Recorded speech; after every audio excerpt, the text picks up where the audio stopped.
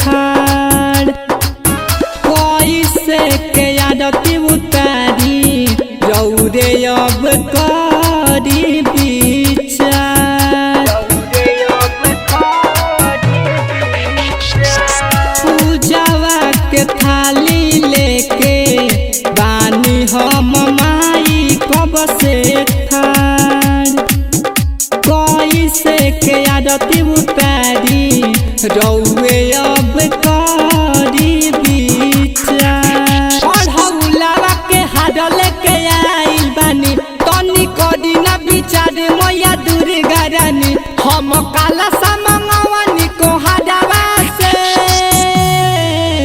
बड़ी डरे लागतावे माई बाघावा से कैसे चरण पखारी तोहरा गवा से बड़ी डरे लागतावे माई बाघावा से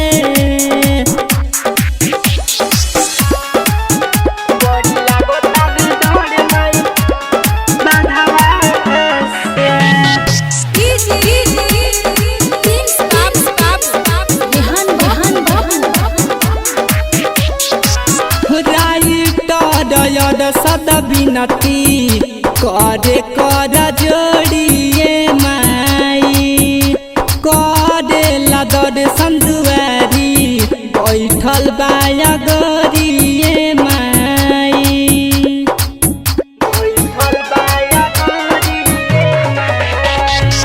राइट सद बिनती